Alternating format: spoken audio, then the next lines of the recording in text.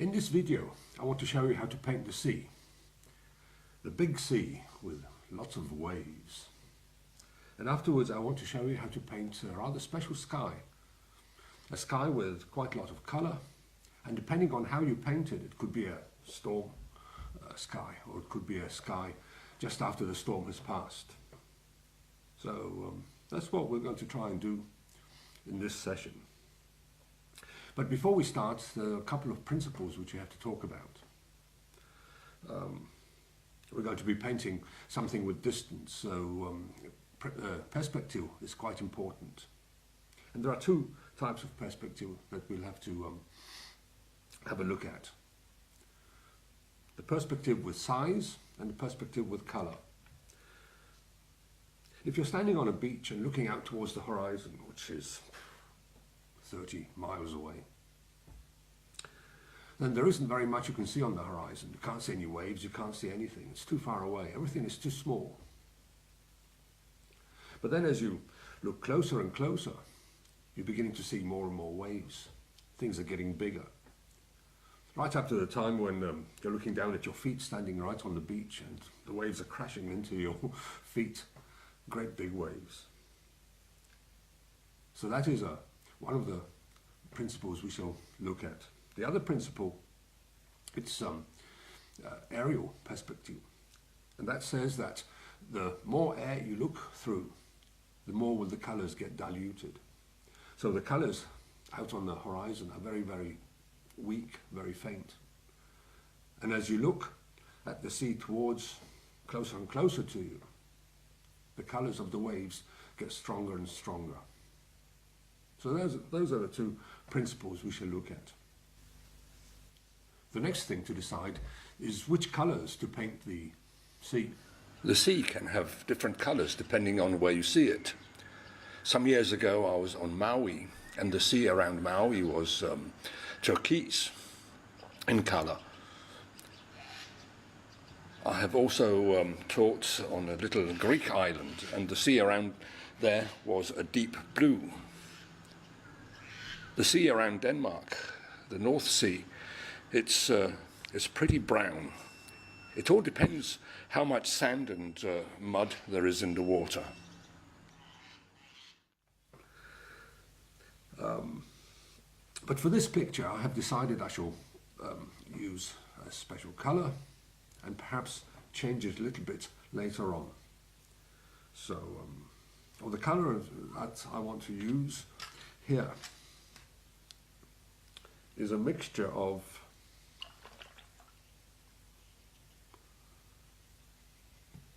Payne's Grey,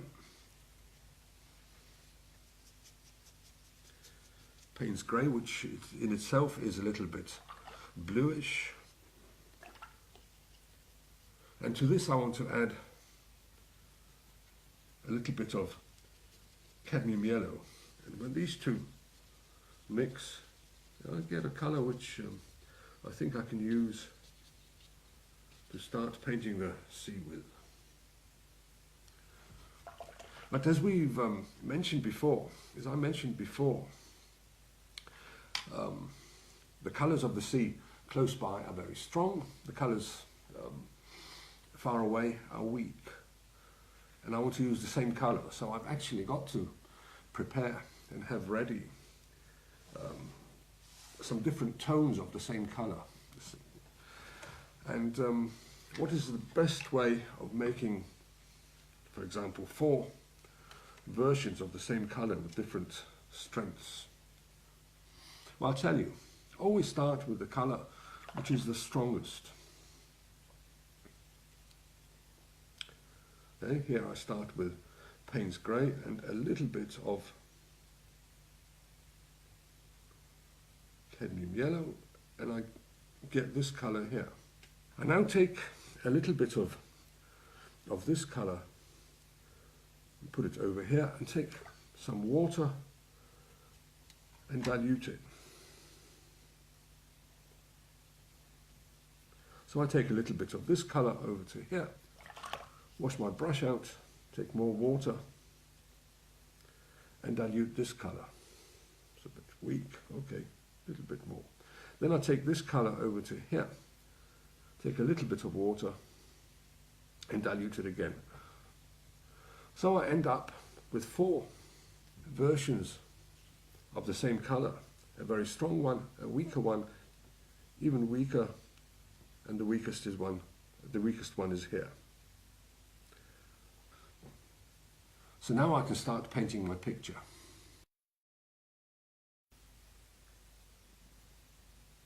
I start by deciding where the horizon is. I draw a line which shows me how much sea and how much sky there will be. This is actually the only pencil line I use in the whole of the painting. The only thing is that this line has to be completely level. I now take the weakest mixture of Payne's Grey and cadmium yellow, and I start painting this on the just underneath the horizon.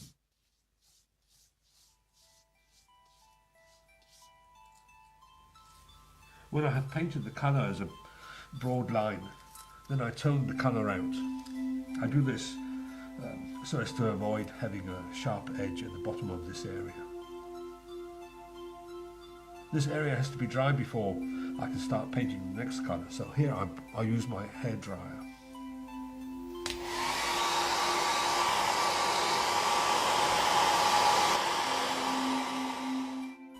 When this first area of colour is dry, I paint on the next strength of the same colour.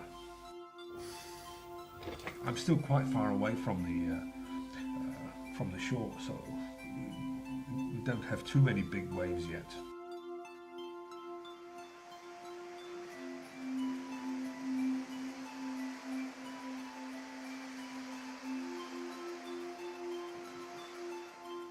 Again, I spread the colour,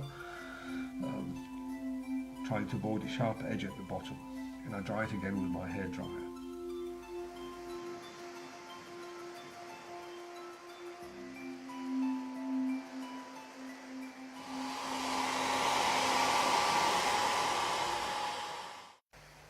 This area is now dry, and I'll repeat the procedure with the next strength of the same colour. When you paint waves, try to avoid getting them to look like this. If you get too many of these round waves or almost hills, then the picture begins to look more like a landscape, not the sea. It's better to paint waves on the water like this, with a sharp point at different intervals. It's a good idea to vary the distance between the sharp points. Perhaps something like this is even better. Here the height of the waves also varied. We will see later that points will disappear when we paint on the foam. Now we are getting a little bit closer, so I paint the next waves with a greater distance between those I painted before. And here I'm using a stronger paint. Here I'm going to show the waves, and when I've painted the top of the waves, I again use my big brush to soften the rest of the colour.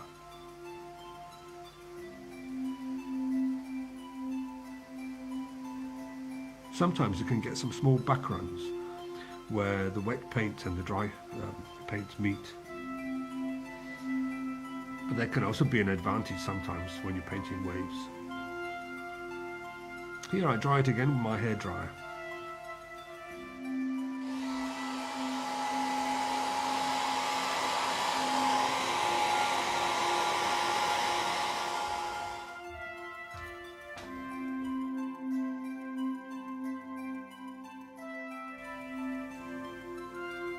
Now I'm ready for the darkest colour, and I paint the closest waves with this.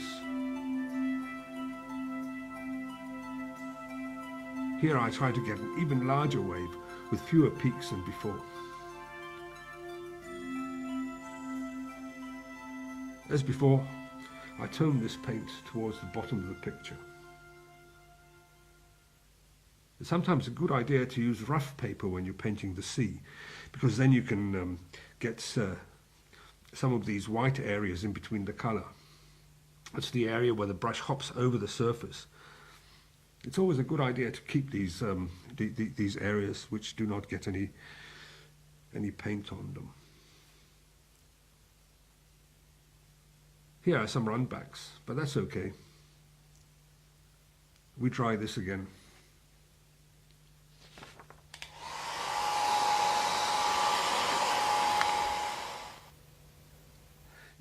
I'm quite satisfied with this. Now the water is finished. What I need now is the foam on top of the waves. I paint the foam using a white gouache paint. Gouache is a white opaque colour. Some people say that you shouldn't use it when you're painting watercolour because it's cheating. Well, if it's cheating, then it's the only place where I cheat when I paint watercolours. It's so easy to paint waves with this paint. Later on, one can learn to paint foam without using this stuff by just keeping the paper white, but that is much too difficult at the moment. I take the paint direct out of the tube with my little rigger brush and transfer it onto the top of the painted waves. It's important that the gouache is spread in a random fashion. It's got to look like the waves are boiling and spitting. So it's not got to be too even.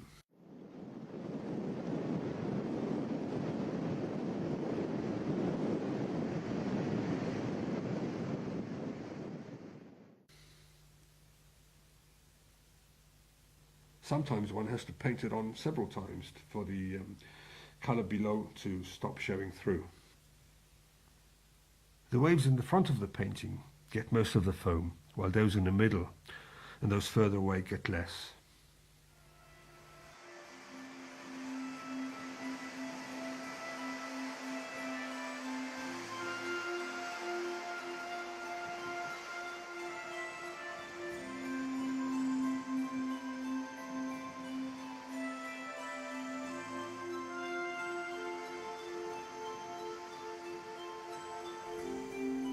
If the colour of the water is too weak, then one can risk that the white foam disappears or is difficult to see. In this case, I will paint a few lines with a darker colour, but always with a shaky hand. The lines mustn't be too straight.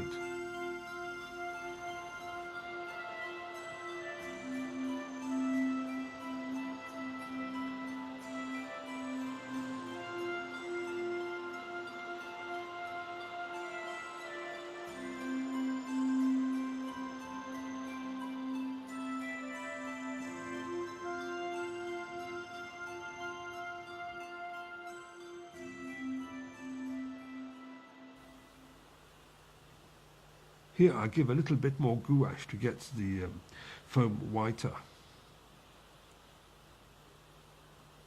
Sometimes one can see areas in the water where the foam breaks away and produces lines and squiggles.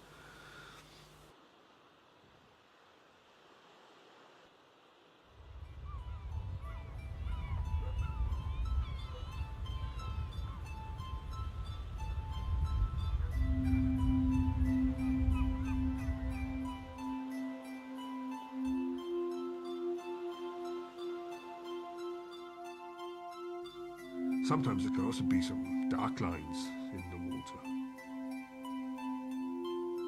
I can show these things like this on my painting.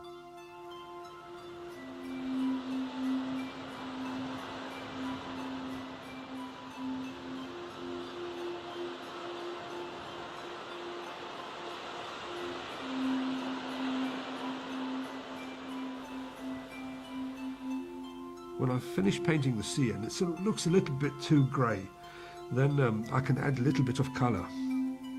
What about a bit of turquoise colour? Here I mix Viridienne,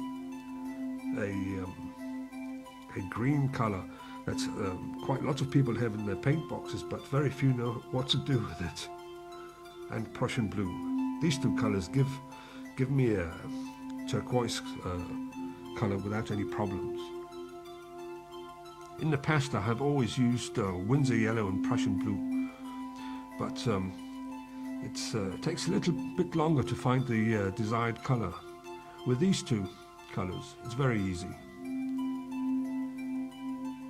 I started using these two colors when I was on Maui. Now I use this mixture to pep up all my marine pictures. The diluted turquoise color is painted carefully over the other colors, giving her quite a fine effect.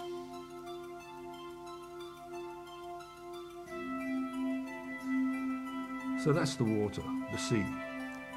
Now we come to the sky.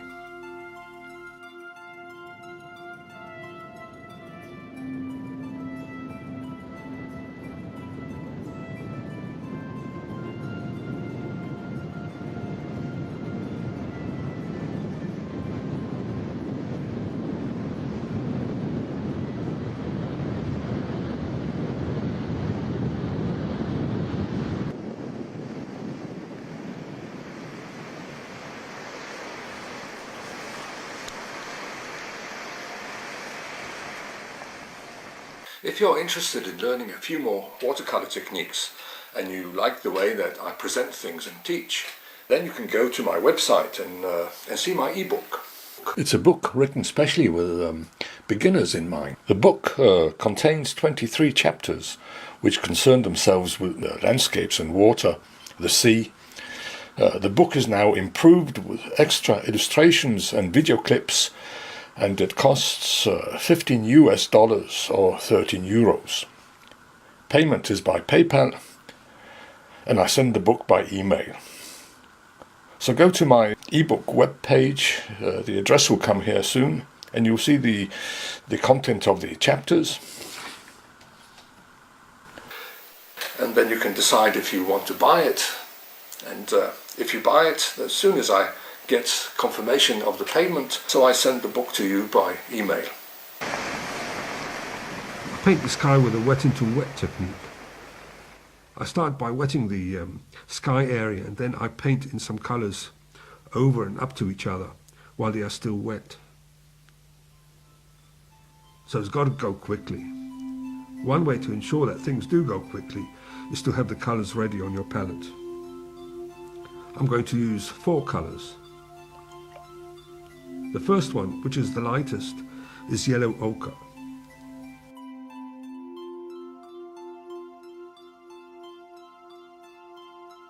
Then the next one will be alizarin crimson.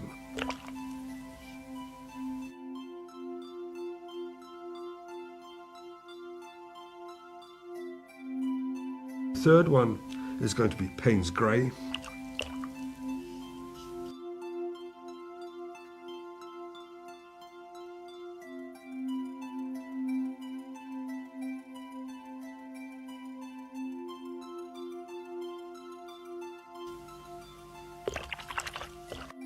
And the last one, Prussian blue.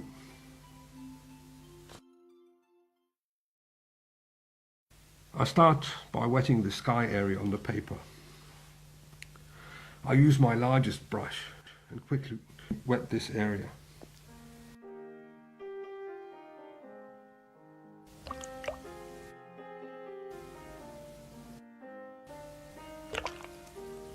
When I've wetted this, then I start painting in the colours.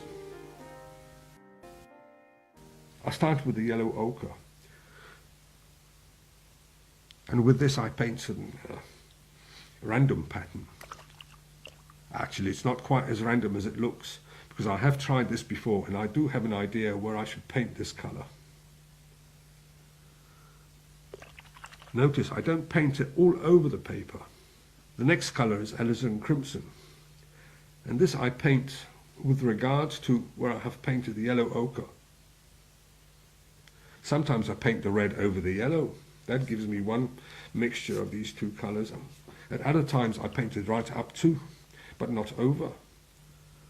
In this way I can get many values by just using two colours. Here you can see how I've painted the two colours onto wet paper, either up to each other or over each other. And now I'm using a damp brush to mix the two colours on wet paper. This is the principle of wet into wet painting. While the first two colours are still wet, I can paint into Payne's grey.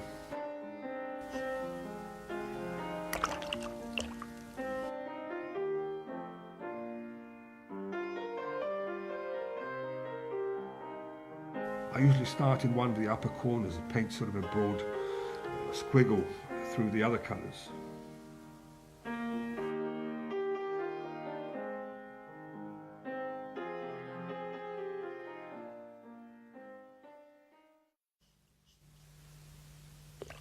As soon as I have done that, then I start mixing the two colours carefully together by using my big damp brush.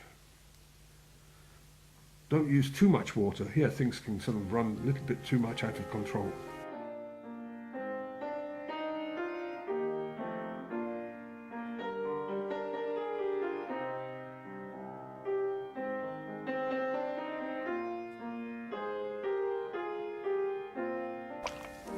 Remember to mop up some of the water from the brush in a tissue.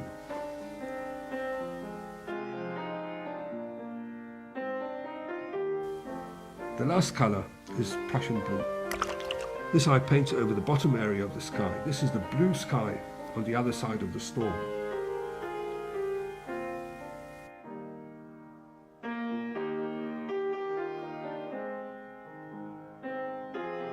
Here again you can see how I mix the two colours, the Prussian blue and the Payne's grey, which are still a little bit damp, and I mix them by using a damp brush.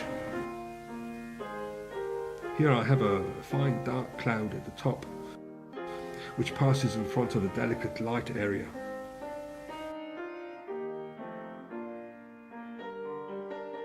This looks fine.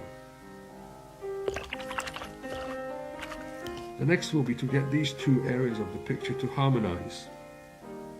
I do this by painting some of the color from the sky over the water area. First I take some of the alizarin crimson and then I paint it over some of the wave areas.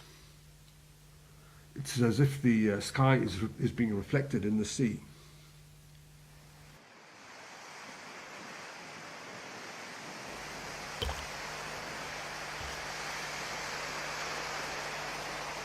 I do the same with yellow ochre.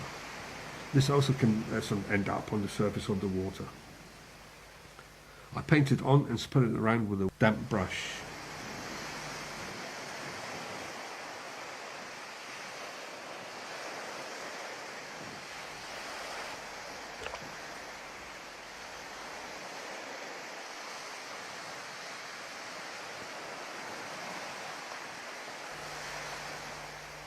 I paint a little bit of Payne's grey onto the water area.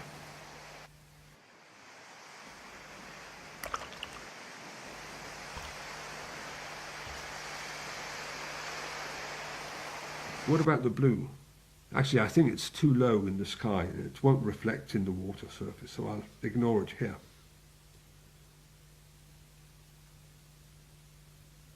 I would like to have some little bits of Payne's grey on some of the closer waves. A little bit of paint and spread it around with a damp brush.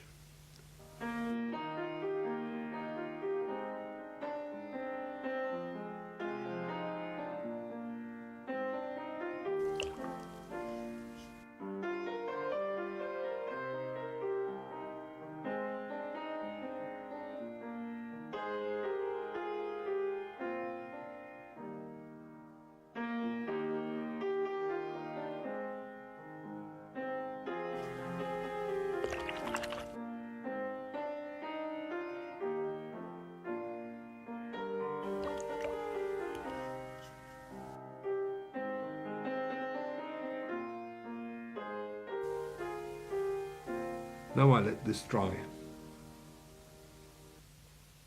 What about a bit more foam on some of the distant waves?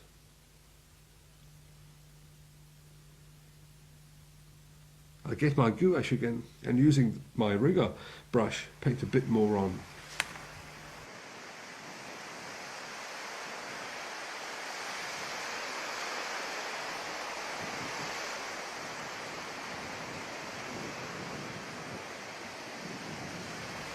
In the background, it's only a few lines.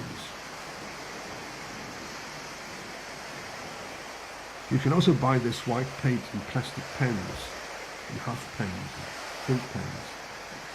But the only colour which I have found to work is that which comes out of the tube. The others are just not strong enough.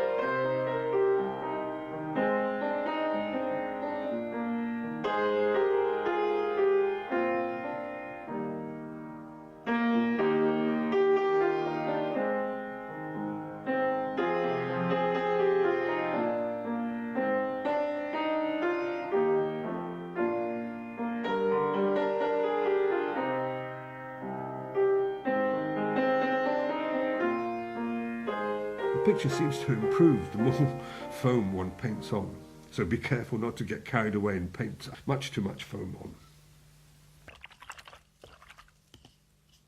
What about some birds? Seagulls.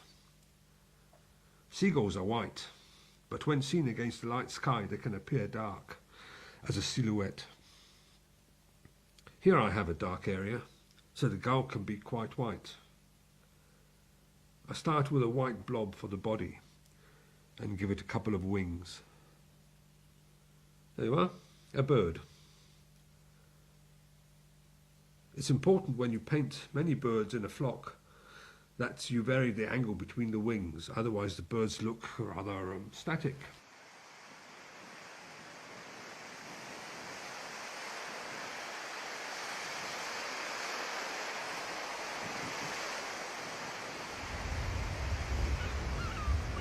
Make sure that when you paint the bird that you start with the body and then you paint the wings where you start at the body and draw them away. You should not start the wings away from the body and paint them towards the body. Here I have a light area, so the birds here will appear to be dark. I'm using a diluted Payne's Grey paint here. If it ends up too dark, then you can always lighten it up with a tissue. That's just after you've painted it. So just dab it with a tissue. Large birds are close and small birds are distant. That's some ordinary perspective.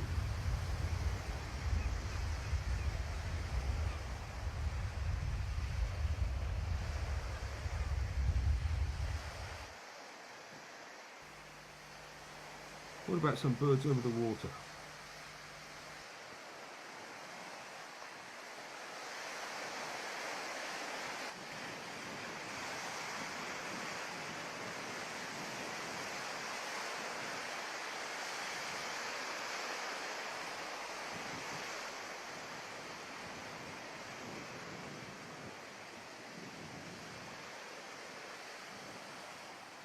Sometimes I paint a dark colour on the head and wingtips of such gulls. Someone told me once that there aren't any gulls with black heads and black wingtips. There are in my paintings.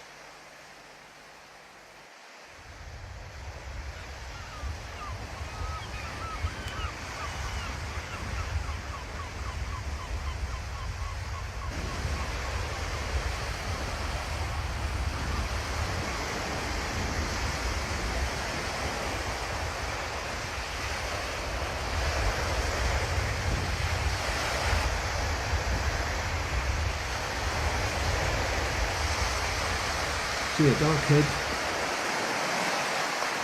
and dark tips to the wings. I don't do this to birds in silhouette, to the dark birds, only to the white birds. I think my picture is finished.